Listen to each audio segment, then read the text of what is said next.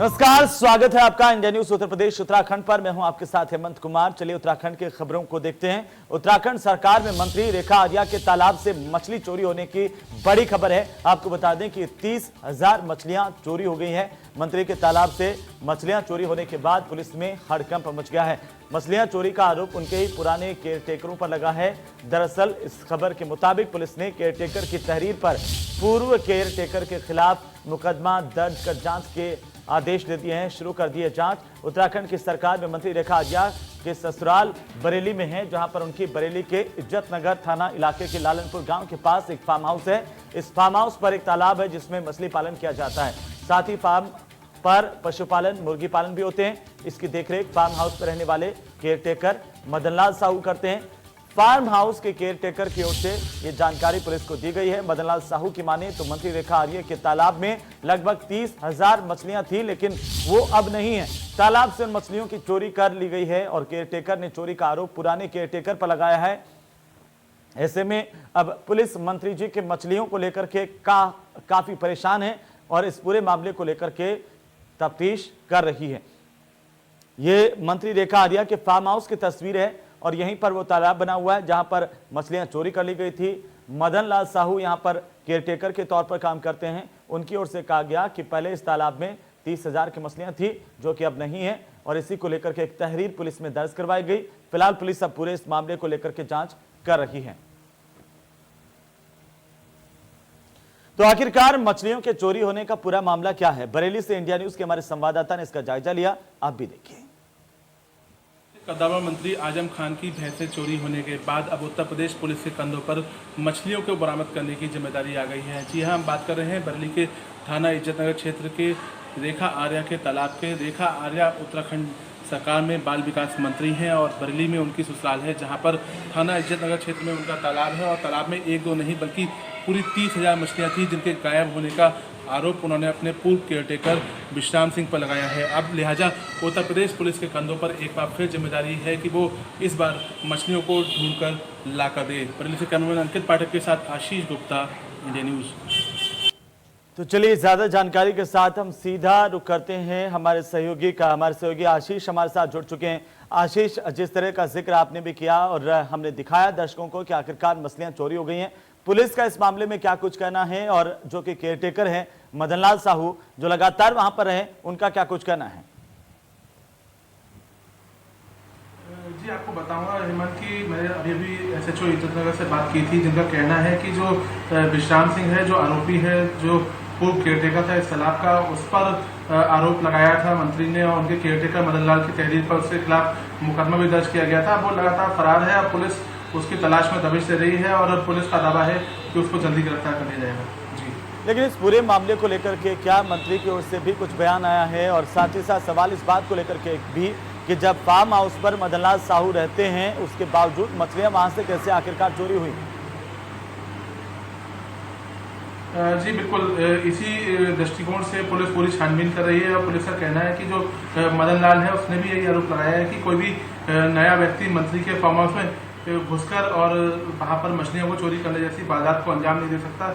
लिहाजा जो उससे पूर्व जो केयरटेकर था विश्राम सिंह, निश्चित रूप से उसका ही इसी में हाथ है। लेकिन चूंकि अभी भी शक के आधार पर पुलिस उसकी तलाश कर रही है, लेकिन अभी तक वो पुलिस की गिरफ्त से बाहर है। लिहाजा अभी कुछ भी कहना जल्दबाजी होगी। लेकिन चूंकि मंत्री जी के मछलियों का मामला है, पुलिस लगातार कह रही है कि वो छानबीन कर रही है, लेकिन 30,000 की मछलियां एक दिन में तो गई नहीं होंगी, धीरे धीरे करके इस तालाब से निकाली गई होंगी, चोरी की गई होंगी। क्या कोई तथ्य अभी तक पुलिस को इस मामले में मिले हैं? जी बिल्कुल हेमंत, जिस तरह से पहले भी उत्तर प्रदेश में भैंसों के चोरी होने का मामला चर्चा में आया था, उस समय तत्कालीन मंत्री आजम खान की भैंसें चोरी हो गई थी।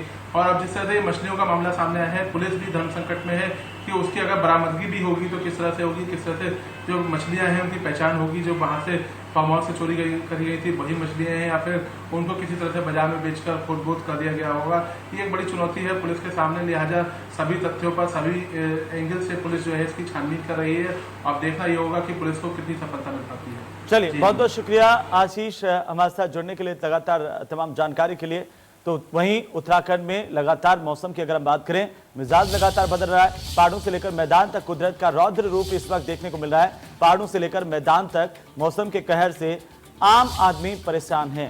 साथ ही साथ जनजीवन पूरी तरह से अस्त व्यस्त है और ऐसे में मौसम विभाग ने 20 तारीख तक उत्तराखंड के कई जिलों में भारी बारिश की संभावनाएं व्यक्त की हैं। मौसम विभाग के मुताबिक पिथौरागढ़, बागेश्वर, चमोली में भारी बारिश हो सकती है। साथ ही साथ मौसम निदेशक ने कहा है कि देहरादून, पौड़ी, नैनीताल में भी 20 तारीख तक बारिश की संभावनाएं हैं। इसे देखते हुए मौसम विभाग ने लोगों से भी सतर्क रहने की अपील की है और साथ ही पहाड़ में सफर नहीं करने की कहा है। हम आपको बता दें कि लगातार पिछले 2 दिनों से पहाड़ों में बारिश का कहर देखने को मिल रहा है। कई नदी नाले उफान पर हैं और इसी बीच मौसम विभाग की ओर से भी अलर्ट जारी किया गया है। सभी विभागों को भी अलर्ट पर रखा गया है। खासतौर पर राहत और आपदा का जो विभाग है उसे कहा गया है कि वो 24 घंटे अलर्ट पर रहें हर स्थिति से निपटने के लिए। और इसकी वजह से जो पहाड़ में बारिश का लगातार प्रकोप देखने को मिल रहा है उसकी वजह से मैदानी इलाकों में भी बाढ़ जैसे हालात पैदा हो गए हैं। चाहे वो गंगा नदी की हम बात करें, गंगा नदी चेतावनी लाइन के पार बह रही है। तो चलिए आगे बढ़ेंगे। देवभूमि में बारिश का कहर लगातार जारी और पहाड़ों में बारिश की वजह से रामनगर के बरसाती नाले उफान पर हैं। दिल्ली बद्रीनाथ राष्ट्रीय राजमार्ग बंद होने से लोगों को काफी परेशानी इस वक्त हो रही है। साथ ही हरिद्वार में गंगा खतरे के निशान के पास पहुंच गई है। धर्मनगरी में खतरे के निशान से 1 मीटर नीचे गंगा नदी बह रही है। वहीं केदार घाटी में भारी बारिश की वजह से घरों, दुकानों और होटलों में पानी घुस गया। बाढ़ का अलग अलग तस्वीर हम आपको दिखा रहे हैं। हरिद्वार, उसके बाद नीचे रुद्रप्रयाग की तस्वीर है, बीच में रामनगर की तस्वीर आप देख पा रहे हैं किस तरह से नाले उफान पर आ गए हैं। और साथ ही साथ चमोली और उत्तरकाशी की तस्वीरों पर भी गौर फरमाइए कैसे आखिरकार तमाम जगहों पर बारिश का कहर टूट रहा है। ज्यादा जानकारी के साथ हमारे सहयोगी देहरादून से रतन नेगी हमारे साथ सीधे जुड़ रहे हैं, तो सीधे उनका रुख कर लेते हैं। रतन, अभी क्या कुछ अपडेट है? मौसम विभाग की ओर से चेतावनी पहले ही जारी कर दी गई थी कि जो अगले 48 घंटे हैं उसमें भारी बारिश हो सकती है। देखिए, मौसम विभाग ने अपनी चेतावनी लगातार जारी कर दी थी। अगर हम पिथौरागढ़, चमोली की बात करें और अल्मोड़ा की बात करें, अब पहाड़ों की अगर बात करें, रुद्रप्रयाग की बात करें, टिहरी की बात करें, तो निश्चित तौर से बरसात लगातार हो रही है। अब पहाड़ों में लगातार बरसात हो रही है। मार्ग भी यहाँ पर कई बंद हैं और इसके साथ ही मार्गों को खोलने का काम भी लगातार किया जा रहा है। और अभी तक जो जानकारी हमारे पास निकल कर आई है, जो अभी की जानकारी सूचना विभाग से हमें मिली है, आपदा प्रबंधन केंद्र से मिली है, उसके अनुसार चमोली के में NH-58 बद्रीनाथ मार्ग जो क्षेत्रफल है गरुड़ गंगा और हुड़साड़ी जेल के समीप अवरुद्ध है तथा सोनला, पागल नाला और देवली बाग जो अवरुद्ध है उसको खोला जा चुका है। यानी कि मार्ग बंद हो रहे तो उनको खोलने की प्रक्रिया भी लगातार चल रही है। वहीं इसके साथ बात की जाए तो जो जानकारी हमारे पास इस वक्त तक मिल रही है, जो जनपद कुमाऊं और गढ़वाल से जो ली गई है, उसके अनुसार 4 धामों मार्गों की जो स्थिति है वो निम्नवत है। अगर बात की जाए टिहरी में 58 तोताघाटी मार्ग इस वक्त बंद है। केदारनाथ मार्ग की बात की जाए, रुद्रप्रयाग में भारी बारिश हो रही है और भीरी तथा बसवाड़ा मार्ग यहाँ पर बंद है। अगर उत्तरकाशी में यमुनोत्री मार्ग की बात करें, डाबरकोट मार्ग यहाँ पर बंद है, जो जानकारी हमारे पास है। पिथौरागढ़ में घाट की बात की जाए तो पिथौरागढ़ मार्ग बंद है। तवा घाट, सोवाल मार्ग बंद है। चंपावत की अगर बात करते हैं तो टनकपुर चंपावत मार्ग सिंगारी के पास यहाँ पर बंद है। अल्मोड़ा की बात करते हैं, अल्मोड़ा में भतरजोज खान रामनगर मार्ग बंद है। टिहरी की अगर हम बात करें, टिहरी में कुमाला चौकी से चंबा की ओर जाने वाला मार्ग अवरुद्ध हो चुका है। और पिथौरागढ़ की अगर हम बात करें तो घाट पिथौरागढ़ मार्ग 30 मार्ग से 50 मीटर आगे बंद है। थल मुंसारी मार्ग यहाँ पर बंद है। अस्कोट मार्ग यहाँ पर बंद है। जोल जीबी मार्ग यहाँ पर अवरुद्ध है। तावा घाट हो, मंदकोट हो, ओखला, तो ये मार्ग बंद है। जो इस वक्त जो सूचना यहाँ हमारे पास मिल रही है, और कुछ मार्गों को खोलने का काम किया जा रहा है। जहां पर बारिश कम है उन मार्गों को लगातार खोलने का काम भी किया जा रहा है। पहाड़ों में लोगों को जाने की इजाजत नहीं है। उन्हें साफ तौर पर कहा गया है कि अगर आवश्यकता से आवश्यकता पड़ी तभी आप पहाड़ों में जाइए, वरना पहाड़ों का रुख मत कीजिए। बिल्कुल रतन, अमूमन पहाड़ों में इस वक्त में लैंडस्लाइड का खतरा भी बढ़ जाता है और इसकी वजह से जैसे कि आप जिक्र कर रहे हैं, कई राजमार्ग बंद हो चुके हैं, कई रास्ते बंद हो चुके हैं, लगातार नदी नाले उफान पर भी हैं। लेकिन अगर हम मैदानी इलाकों की बात करें तो पहाड़ों की इस बारिश का असर बिल्कुल ठीक अगर पहाड़ के नीचे मैदानी इलाकों में किस तरह से नजर आ रहा है?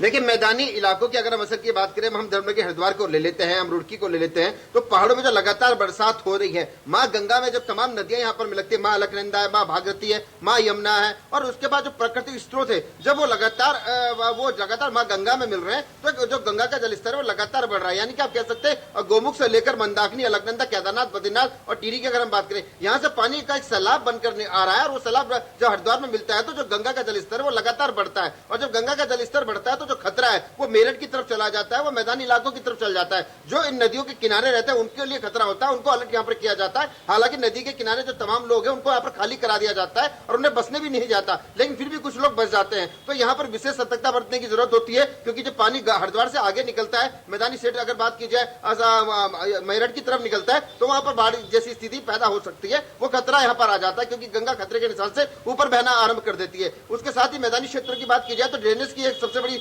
समस्या होती है। सरकारें आती हैं, सरकारें जाती हैं, वादे होते हैं, दावे होते हैं, लेकिन ड्रेनेज सिस्टम ना के बराबर होता है। आज जो गंगा का जलस्तर बढ़ता है हरिद्वार में हम देखते हैं, लेकिन हरिद्वार के अगर सड़कों की बात की जाए तो ड्रेनेज सिस्टम ना होने की वजह से हालात बद से बदहाल होता है। हरिद्वार के देहरादून के अंदर ड्रेनेज सिस्टम नहीं है। उत्तराखंड को बने 20 साल हो गए, अस्थायी राजधानी देहरादून है, लेकिन ड्रेनेज सिस्टम यहाँ नहीं है। जगह जगह पानी का भराव देखने को मिलता है, पूरा पानी का भराव यहाँ पर हरिद्वार में देखने को मिलता है। तो कह सकते हैं मैदानी क्षेत्र की जनता भी यहाँ पर परेशान रहती है, क्योंकि पानी की निकासी का रास्ता नहीं है और यह पानी भी लोगों के मकानों तक जाता है और उनके मकानों को खतरा पैदा होता है, तो कईयों के मकान टूट भी जाते हैं। बिल्कुल रतन, चलिए बहुत बहुत शुक्रिया तमाम जानकारी के लिए, हमारे साथ जुड़ने के लिए। और अगली खबर का हम रुख करेंगे। चमोली में इस वक्त लगातार बारिश हो रही है और लोगों की आफत कम होने का नाम नहीं ले रही है। चमोली जनपद स्थित जोशीमठ विकासखंड के अरोसी गांव में आवागमन के सभी साधन बंद हो चुके हैं। नदी पर बना हुआ पैदल पुल भी नदी के उफान पर आने की वजह से बह चुका है। तस्वीरें हम आपको दिखा रहे हैं, एक्सक्लूसिव तस्वीरें चमोली की, किस तरह से लोग जान जोखिम में डालकर लकड़ियों के बल्लियों को नदी पर लगाकर के एक छोर से दूसरे छोर पर नदी पार करते हुए देखे जा सकते हैं। जनपद में करीब 20 लिंक मोटर मार्ग भारी बारिश की वजह से, भूस्खलन की वजह से, मलबा आने से बंद चल रहे हैं। गांव से लोग इसी तरह से आए दिन अपने रोजमर्रा के सामान को लेने के लिए मुख्य बाजार पहुंच रहे हैं। तो चमोली में लगातार पानी जो है लोगों के लिए परेशानी का सबब बना हुआ है। ज्यादा जानकारी के साथ देवेंद्र हमारे साथ जुड़ चुके हैं। देवेंद्र, क्या कुछ अपडेट है इस वक्त चमोली से? लगातार बारिश की खबर है। जी देखिए, चमोली जिले की बात करें तो लगातार बारिश तो चली रही है। ये बारिश लगभग एक सप्ताह से रुक रुक कर हो रही है।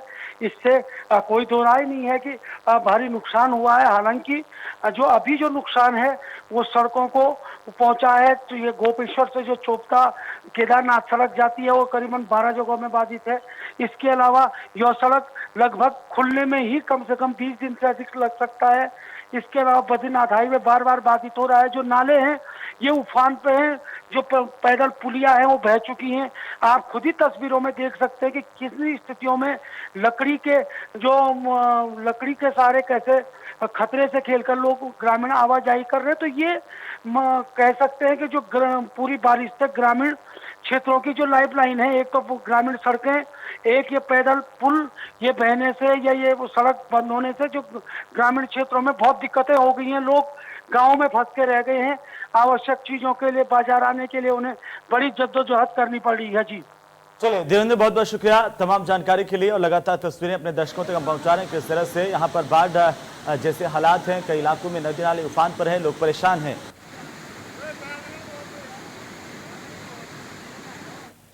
वहीं रामनगर के इलाके में भी पहाड़ों पर बारिश का असर देखने को मिल रहा है और रामनगर के बरसाती नाले उफान पर आ गए हैं। दिल्ली बद्रीनाथ राष्ट्रीय राजमार्ग पर मुसीबत है।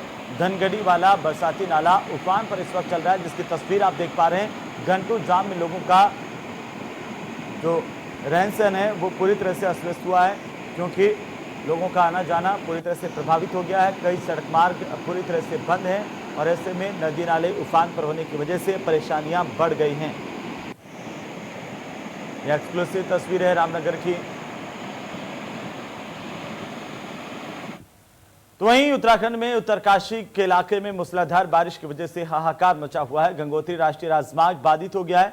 फिलहाल प्रशासन की ओर से राहत का काम भी किया जा रहा है। ये तस्वीर आप देखिए, उत्तरकाशी की तस्वीर है, जहां पर लगातार प्रशासन जुटा हुआ है कि जो मार्ग बंद हुए हैं उनको खोला जा सके, तुरंत लोगों को राहत दी जा सके। लोगों का आना जाना पूरी तरह से प्रभावित हो गया है। गाड़ियां इस इलाके से बिल्कुल नहीं आ जा पा रही हैं। खासतौर पर जो सड़क है उस पर बड़े बोल्डर गिरे हुए हैं और हम देखें तो लैंडस्लाइड जगह जगह हुआ है, जिसकी वजह से कई मार्ग पूरी तरह से बंद हो गए हैं। हालांकि इनको खोलने की कोशिश लगातार की जा रही है, लेकिन अभी तक कई ऐसे मार्ग हैं जो लगातार बारिश के बाद प्रभावित हुए हैं, पूरी तरह से बंद हैं। तो गंगोत्री राष्ट्रीय राजमार्ग भी बाधित हुआ है। उधर हरिद्वार से खबर है कि पहाड़ों पर हो रही बारिश की वजह से हरिद्वार में गंगा नदी उफान पर है। गंगा नदी पहुंची चेतावनी निशान के ऊपर। और इस वक्त अगर हम बात करें तो खतरे के निशान से 1 मीटर नीचे गंगा बह रही है। अलर्ट यहाँ पर जारी किया गया है, लेकिन पानी का जो स्तर है वो लगातार अब आगे बढ़ता हुआ ऊपर बढ़ता हुआ नजर आ रहा है। 1 मीटर नीचे अभी खतरे के निशान से गंगा नदी है, लेकिन चेतावनी के निशान पर गंगा नदी इस वक्त पहुंच चुकी है। ये तस्वीरें हरिद्वार की तस्वीरें हैं, एक्सक्लूसिव तस्वीरें, जो पीछे से पानी यहाँ पर पहाड़ से आता है, क्योंकि पहाड़ में लगातार बारिश का दौर चल रहा है और ऐसे में जाहिर सी बात है कि हरिद्वार में पानी का प्रवाह बढ़ गया है।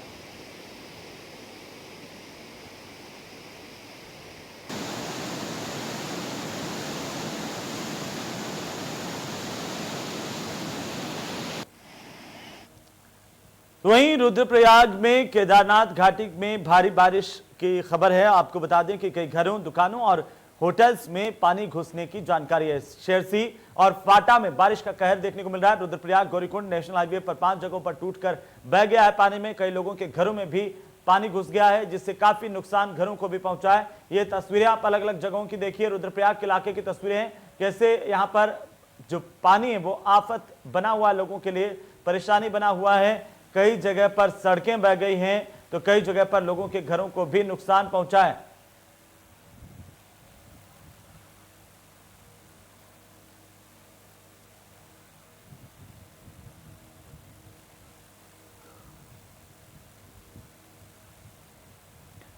तो चलिए आगे बढ़ेंगे और इसी बीच बड़ी खबर हम आपको बता दें, आगरा से बड़ी खबर मिल रही है, जहां पर बस हाईजैकर की तस्वीर अब सामने आई है। बड़ी और अहम जानकारी है इस वक्त की। कल रात को आगरा से बस को हाईजैक किया गया था। इसको लेकर के अफरा तफरी का माहौल देखा गया और कई सवाल खड़े हुए थे। इसी बीच हम आपको बता दें कि इस बस में 34 यात्री सवार थे, जो कि पूरी तरह से सुरक्षित हैं। श्रीराम फाइनेंस कंपनी के कर्मचारियों ने इस बस को हाईजैक कर लिया था। ड्राइवर और साथ ही साथ जो कंडक्टर है उनको बीच में ही उतार दिया गया था। इस बस को ले गए थे। अभी जो जानकारी अपडेट मिल पा रही है, आगरा के बस हाईजैकर की तस्वीर इस वक्त सामने आई है। ये तस्वीर है उस शख्स की जिसने इस पूरी बस को हाईजैक किया, अगवा किया था। और सवाल इस बात को लेकर के कि 34 यात्रियों से भरी हुई बस को आखिरकार अगवा करके ये आरोपी कहां लेकर के गया होगा। लेकिन सुबह होते होते पुलिस ने इसे खोज निकाला और साथ ही साथ इस बस के सभी यात्रियों को के सुरक्षित होने की बात भी सामने आई है। कल रात आगरा से बस को हाईजैक किया गया था। ज्यादा जानकारी के साथ सहयोगी संजय हमारे साथ जुड़ चुके हैं आगरा से। संजय, क्या कुछ अपडेट है इस पूरे मामले को लेकर फिलहाल? हेमंत, आपको पूरी बात बता दूं कि आप इस मामले में एक नई परत दरअसल खुल रही है। तो एक नई बात जानकारी में सामने आई कि प्रदीप नामक एक व्यक्ति था जिससे इसका लेन देन था। फाइनेंस की बात अभी क्लियर नहीं हो पा रही है, लेकिन प्रदीप एक नामक एक व्यक्ति था जिससे इस गाड़ी मालिक का लेन देन था। लेकिन कल उसकी मौत हो गई तो उसे कहीं लगा कि वो पैसे नहीं दे पाएगा, तो इसके बस को उसने हो सकता है जो फोटो है, फोटो भी बताया जाए कि हो सकता है कि प्रदीप की ये फोटो है। दूसरी बात बता दूं आपको, जो बस है, बस इटावा में सूत्र बता रहे हैं कि इटावा में बस मिल गई है। उसको इटावा से देख लिया गया कि इटावा में बस है वो। तो अब लगातार टीम लगी हुई है पुलिस की और लगातार इस पूरे मामले को लेकर पटाक्षेप करने में जुटी हुई है कि आखिर फाइनेंस का ये मामला था या जो लेन देन था उसका ये मामला था। क्योंकि लेन देन का मामला भी बड़ा सामने निकल के आ रहा है कि प्रदीप नामक जो व्यक्ति है उससे लेन देन था, गाड़ी मालिक का, उसको लेकर उसने ये बस हाईजैक की हो, श्रीराम फाइनेंस का नाम दिया हो। तो ये भी एक संभावना जताई जा रही है, क्योंकि हर बिंदु पर पुलिस इसमें जांच में जुटी है। बिल्कुल संजय, और ये जो तस्वीर इस वक्त अपने दर्शकों को हम दिखा रहे हैं, इसे लेकर के और क्या कुछ जानकारी पुलिस की ओर से अभी तक सामने आई है? ये जो शख्स जिसका जिक्र आप कर रहे हैं संजय, इसी ने गाड़ी को हाईजैक किया था। लगता है संजय का संपर्क हमसे टूट गया, लेकिन वो तस्वीर है, ये तस्वीर उस शख्स की जिसने इस पूरी गाड़ी को अगवा किया था। हड़कंप मच गया था इस बात को लेकर के कि आखिरकार ये कौन हो सकता है जिसने इस तरह से पूरी बस को ही हाईजैक कर लिया और ड्राइवर कंडक्टर को बीच में उतार दिया था। हालांकि पुलिस की ओर से, एसएसपी की ओर से स्थितियां साफ की गई। ये कहा गया कि उनकी यात्रियों से बातचीत हुई है, सभी यात्री सकुशल हैं। पुलिस इस पूरे मामले को लेकर कार्रवाई कर रही है। आगरा से एक बस को हाईजैक कर लिया गया, उसके बाद उसकी परत दर परत खुलना शुरू हुई तो उस गाड़ी का फोटो भी आ गया, जो एक्सयूवी गाड़ी थी, जिस गाड़ी में ये 4 लोग आए थे। कुल मिलाकर 5 लोग बताए जा रहे हैं। इस बस को वहां से हाईजैक कर लिया गया, उसके बाद इस बस को आगे ले जाया गया। परत दर परत अब पुलिस जांच में जुटी, कई टीमें इसके लिए बना दी गई है। एक यात्री से भी बात हुई है एसपी ग्रामीण की। अब लगातार उस बस को तलाशा जा रहा है कि आखिर वो बस कहाँ है जिस बस को हाईजैक किया गया। Sanjay Singh, India news, Agra. तो ये उसी शख्स की तस्वीर है जिसने इस बस को अगवा किया था, हाईजैक किया था, और फिलहाल इस बात को लेकर के सवाल उठे कि आखिरकार वो बस है कहां। हालांकि उस बस के सभी यात्री सुरक्षित होने का दावा पुलिस की ओर से किया गया था, और फिलहाल जो तस्वीर सामने आई है इंडिया न्यूज पर, हम सबसे पहले वो आपको वो तस्वीर दिखा रहे हैं कि यही वो शख्स है जिसने आगरा से बस को हाईजैक किया था। हाईजैकर की ये तस्वीर सबसे पहले सबसे तेज उत्तर प्रदेश उत्तराखंड पर आप इस वक्त देख पा रहे हैं इंडिया न्यूज पर, और आप इसे देखिए, इसी ने बस को हाईजैक किया था। ये जानकारी भी सामने आई कि दरअसल ये पूरा जो मामला है, हाईजैक करने की नौबत क्यों आई और अब आखिरकार ये बस कहां है। इस बस में 34 यात्री सवार थे। साथ ही हम आपको बता दें कि मुख्यमंत्री योगी आदित्यनाथ ने भी इस पूरे मामले को लेकर के कड़ी कार्रवाई करने के निर्देश दिए हैं। तो अब सबके सामने इस हाईजैक करने वाले की तस्वीर, लेकिन अभी तक वो बस नहीं मिल पाई है। ये बड़ी अपडेट हम आपको बता दें, बस हाईजैक मामले को लेकर के इस वक्त की एक और बड़ी खबर है। मुख्यमंत्री योगी आदित्यनाथ सख्त है, दोषियों पर कड़ी कार्रवाई करने के निर्देश सीएम की ओर से दिए गए हैं। मुख्यमंत्री ने कहा कि सख्त से सख्त कार्रवाई की जाए ऐसे दोषियों पर। आगरा डीएम एसएसपी को एक्शन लेने के आदेश सीएम की ओर से दिए गए हैं। तो सीएम योगी आदित्यनाथ इस पूरे मामले को लेकर सख्त नजर आ रहे हैं। एसएसपी डीएम से भी बातचीत कर जानकारी ली है। बस हाईजैक मामले में मुख्यमंत्री योगी आदित्यनाथ सख्त नजर आ रहे हैं।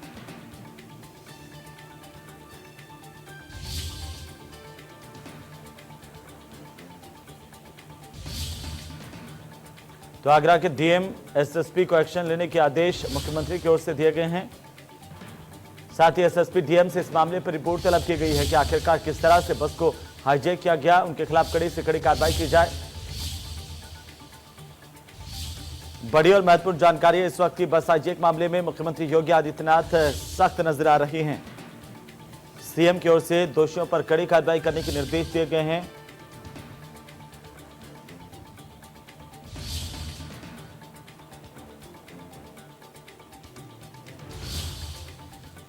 एसएसपी डीएम से इस मामले पर रिपोर्ट तलब की गई है।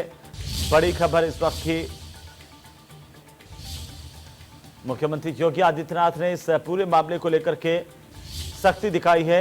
दोषियों पर कड़ी कार्रवाई करने की बात सीएम की ओर से कही गई है, क्योंकि ये बड़ा मामला, और इस वक्त सवाल इस बात को लेकर के कि आखिरकार अभी तक बस कहां है। अभी तक बस की जानकारी नहीं मिल पाई है। आगरा के डीएम एसएसपी को एक्शन लेने के आदेश दिए गए हैं।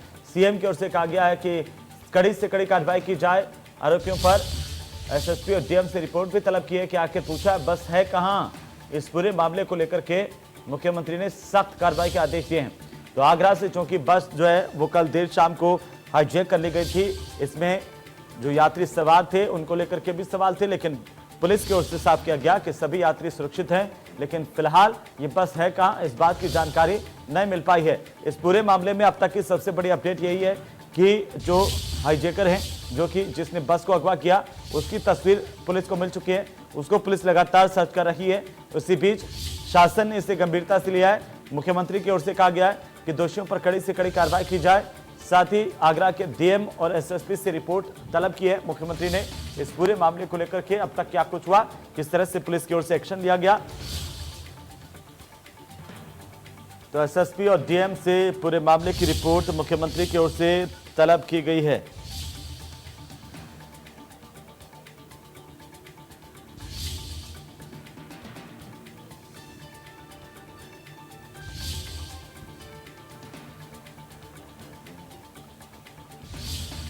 ये बड़ी और महत्वपूर्ण जानकारी इस वक्त की। मुख्यमंत्री योगी आदित्यनाथ की ओर से कड़ा संदेश दिया गया है इस बात को लेकर के कि जो भी आरोपी हैं, दोषी हैं, उनके खिलाफ कड़ी से कड़ी कार्रवाई की जानी चाहिए। और यह भी पूछा कि बस कहां है। यात्रियों को लेकर के भी जानकारी ली गई है मुख्यमंत्री की ओर से। हालांकि पुलिस की ओर से साफ किया गया है कि यात्री सभी सुरक्षित हैं। पुलिस लगातार कार्रवाई कर रही है, पुलिस लगातार तफ्तीश कर रही है इस पूरे मामले को लेकर के, और जल्द ही कोई बड़ी जानकारी पुलिस की ओर से दी जाएगी। लेकिन फिलहाल अभी तक जो अपडेट की हम बात करें तो इस पूरे मामले को लेकर के सीएम योगी आदित्यनाथ सख्त नजर आ रहे हैं। उत्तर प्रदेश के मुख्यमंत्री ने कड़ी कार्रवाई करने के निर्देश इस पूरे मामले को लेकर के दिए हैं, क्योंकि आगरा से बस हाईजैक हुई थी, अगवा की गई थी और इसके बाद जैसे इस बात की जानकारी पुलिस महकमे तक गई, पुलिस में हड़कंप मच गया। आनंद फानन में पुलिस ने कार्रवाई शुरू की। हालांकि जिसने भी बस को अगवा किया उसकी तस्वीर सामने जरूर आई है। अभी तक पुलिस ये नहीं पता लगा पाई है कि आखिरकार बस है कहां, क्योंकि पुलिस की ओर से कहा गया है कि अभी तक एक जो है वो, और इस वक्त बड़ी अपडेट है, इटावा के इलाके से बस मिल गई है। कल्पना ट्रेवल्स की बस बताई जा रही है। बड़ी अपडेट इस वक्त की, इटावा के बलरई इलाके से बस के मिलने की जानकारी इस वक्त सामने आ रही है। सबसे बड़ी खबर पर सबसे बड़ी अपडेट इस वक्त हम आपको बता रहे हैं। आगरा से बस हाईजैक हुई थी, इसको लेकर के सीएम योगी आदित्यनाथ काफी सख्त नजर आ रहे हैं और फिलहाल यह खबर है कि बस मिल गई है। इटावा के बलरई इलाके में बस मिली है। कल्पना ट्रेवल्स की बस बताई जा रही है, जो कि अगवा की गई थी आगरा से। इटावा के बलरई इलाके में बस के मिलने की खबर है। बड़ी अपडेट इस वक्त की, आगरा से बस हाईजैक की गई थी, इटावा में मिली है और इस पूरे मामले को लेकर के सीएम ने एक साफ तौर पर संदेश दे दिया था कि अपराधी बख्शे नहीं जाएंगे, कड़ी से कड़ी कार्रवाई की जानी चाहिए। ये सीएम की ओर से एक्शन लेने की बात कही गई थी और इसी बीच ये खबर है कि इटावा के बलरई के इलाके से बस मिल गई है। ज्यादा जानकारी के साथ हमारे सहयोगी संजय हमारे साथ फोन लाइन पर आ गए हैं। संजय, क्या कुछ अपडेट है इस पूरे मामले को लेकर के, क्या बस मिल गई है? हेमंत, बिल्कुल इस पूरे मामले को लेकर आपको अपडेट बता दूं कि बस अभी इटावा बलरई थाना क्षेत्र में मिल गई है। सबसे बड़ी बात है, जिस प्रकार से श्रीराम फाइनेंस का सुबह से नाम चल रहा था, अब श्रीराम फाइनेंस का चैप्टर क्लोज होता नजर आ रहा है, क्योंकि प्रदीप गुप्ता नामक एक व्यक्ति है जिससे इसका लेन देन चल रहा था। अशोक अरोड़ा जिनकी डेथ हो गई कल, उनसे लेन देन चल रहा था, तो उसने ही इस बस को अगवा किया हो, इस बात को लेकर ज्यादा जोर दिया जा रहा है। उसी को लेकर सारी चीजें चल रही है कि प्रदीप गुप्ता की गिरफ्तारी हो सके। बस मिल गई है, बस बरामद कर ली गई है। उसके बाद आगे पुलिस कार्रवाई में जुटी हुई है। किस प्रकार से पूरा घटनाक्रम रहा, क्या रहा, आगे कई बिंदुओं पर पुलिस और जांच कर रही है इसमें। लेकिन संजय, जो अभी तक जानकारी सामने है उसमें यह भी सामने आया कि ये जो श्रीराम फाइनेंस कंपनी के गुंडे थे, उन्होंने फाइनेंस का जो काम देखते थे और उन्होंने बीच रास्ते में तमाम यात्रियों को दूसरी बस में बिठा करके रवाना कर दिया। सभी यात्री क्या सुरक्षित बताए जा रहे हैं? उनसे किसी तरह का कोई संपर्क हो पाया पुलिस का? और ये तस्वीर एक्सक्लूसिव हम दिखा रहे हैं। संजय, मैं 1 मिनट आपको रोकना चाहता हूं। ये एक्सक्लूसिव तस्वीर उसी बस की है जिस बस को बरामद कर लिया गया है पुलिस की ओर से। यूपी 15M 3516 इसके नंबर है, 3516 नंबर की ये बस कल्पना ट्रेवल्स की बस है। एक्सक्लूसिव तस्वीरें, संजय हमारे साथ लगातार बने हुए। जी संजय, आपको बता दूं, जिस प्रकार से जो बस बरामद कर ली गई उसके बाद से कई बिंदुओं को जो कई चीजों पर पर्दा खुलना शुरू हो गया है। प्रदीप गुप्ता एक नामक व्यक्ति हैं, उनके ऊपर पूरा चीजें जा रही है, क्योंकि लेन देन का मामला से चल रहा था। आपको जो श्रीराम फाइनेंस की बात आ रही थी, श्रीराम फाइनेंस का नाम जरूर लिया गया कि श्रीराम फाइनेंस की जो फाइनेंस है इन पर है, इसलिए बस को ले जा रहे हैं। लेकिन अब श्रीराम फाइनेंस की ओर से भी ये बात आई कि श्रीराम फाइनेंस का इन पर फाइनेंस नहीं था, जो फाइनेंस क्लियर हो चुका था। लेकिन प्रदीप गुप्ता जो एक नामक व्यक्ति फौजाबाद का रहने वाला है, उस व्यक्ति से इनका लेन देन था, उसने ही हो सकता है इस बस को अगवा किया हो। लेकिन अभी ऑफिशियल इसको कोई जानकारी नहीं मिल पा रही। लेकिन सूत्रों के हवाले से यही खबर है कि प्रदीप गुप्ता और जो अशोक अरोड़ा है जिनकी डेथ हो गई है, इनका लेन देन था, उसको लेकर इस बस को हाईजैक किया गया है। लेकिन संजय, जहां पर इटावा के बलरई के इलाके में इस बस का होना इस वक्त सामने आ रहा है, कहां इसको आगे ले जाने की फिराक में थे? क्या कुछ जानकारी इसको लेकर के मिल पाई है? क्या रणनीति थी इन गुंडों की? इटावा तक इस बस को ले जाने का प्लान था कि इटावा में इस बस को डंप करने का प्लान था कि इटावा में इस बस को रख दिया जाएगा, उसके आगे बस नहीं गई तो यात्री थे, यात्रियों को पैसा भी दिया गया और यात्रियों को दूसरी बस में बिठाकर वहां से रवाना कर दिया गया। यात्रियों से एक यात्री से आगरा एसपी रवि कुमार हैं, उनकी बात हुई, उस बात में सारी जानकारी मिली कि वो अपने अपने गंतव्य तक पहुंच रहे हैं और यात्री सुरक्षित है। ये इस बात का जो बात हुई जो आगरा एसएसपी से, उन्होंने कहा कि जो यात्री है, यात्री सभी सुरक्षित हैं। लगातार संजय, जब से ये पूरी घटना सामने आई, बस के अगवा करने की जानकारी मिली थी, उसके बाद से इस बात को लेकर के सवाल थे कि क्या यात्री सुरक्षित होंगे, किसने आखिरकार अगवा किया। लेकिन हमने देखा कि मुख्यमंत्री की सख्ती के बाद तुरंत ये पता चला कि बस आखिरकार कहां है। जब सीएम ने पूछा कि बस कहां है, आप बिल्कुल साफ तौर पर जिस प्रकार से मुख्यमंत्री योगी आदित्यनाथ सख्ती दिखाई इस पूरे मामले को लेकर, सुबह से हड़कंप मचा हुआ था। एक बस को अगवा कर लिया गया, लगातार टीमें जुट रही थी, लेकिन बस का पता नहीं लग पा रहा है। लेकिन मुख्यमंत्री योगी आदित्यनाथ ने जब सख्ती दिखाई उसके बाद बस इटावा में मिल गई है। बलरई थाना क्षेत्र है जहां ये बस मिली है। बिल्कुल संजय, लेकिन अब आखिरकार क्या जो शिनाख्त हो पाई है किसी की कि कौन आखिरकार जो इसके पीछे थे इस पूरे मामले को? जैसे कि आप पहले कह रहे थे कि श्रीराम फाइनेंस को लेकर के नाम आ रहा था, लेकिन श्रीराम फाइनेंस ने भी मना किया, लेकिन अब क्या ये स्पष्ट तौर पर पता चल पाया कि आखिरकार इस पूरे अगवा प्रकरण के पीछे आखिर कौन है? बिल्कुल, कहीं ना कहीं जो बात सामने आ रही है वो प्रदीप गुप्ता की बात सामने निकल कर रही है। प्रदीप गुप्ता का पैसा का लेन देन था अशोक अरोड़ा से, उसको लेकर ही बस को अगवा किया गया हो, लेकिन ऑफिशियल अभी बयान सामने नहीं आया। लेकिन प्रदीप गुप्ता एक महत्वपूर्ण कड़ी है इस बस को अगवा करने को लेकर। संदिग्ध व्यक्ति जो जिसका फोटो आया उसको भी प्रदीप गुप्ता बताया जा रहा है। तो अब लगातार पुलिस प्रदीप गुप्ता की गिरफ्तारी के प्रयास कर रही है। प्रदीप गुप्ता गिरफ्तार हो जाएगा, उसके बाद सारी चीजें क्लियर हो जाएंगी। लेकिन संजय, ये तो साफ हो गया कि जो जिन लोगों ने बस को अगवा किया था उनका उद्देश्य यात्रियों को किसी तरह का नुकसान पहुंचाना नहीं था। इस बस से मतलब था पूरा मामला और पूरा प्रकरण जो इस बस के इर्द गिर्द ही घूमता हुआ नजर आ रहा है। अब बिल्कुल साफ तौर पर जिस प्रकार से पैसे का लेन देन का मामला था, उस लेन देन के मामले में कहीं ना कहीं इस बस को कैप्चर करना था, इस बस को ले जाना था, यात्रियों को नुकसान पहुंचाना कोई उद्देश्य नहीं था। लेकिन पैसे को लेन देन को लेकर ही इस बस को हाईजैक किया गया। लेकिन इस प्रकार से जब हाईजैक किया गया तो बिल्कुल संजय, लगातार अपडेट हम आपसे लेते रहेंगे। फिलहाल आप हमारे साथ बने रहिए। और इस वक्त इस पूरे मामले को लेकर के अपडेट है कि वो बस जो अगवा की गई थी वो बस बरामद कर ली गई है। इटावा के इलाके से बस बरामद हुई है। लगातार पुलिस इस पूरे मामले को लेकर छानबीन कर रही है। हम इस खबर पर बने हुए हैं। फिलहाल वक्त एक छोटे से ब्रेक का, जल्द लौटेंगे।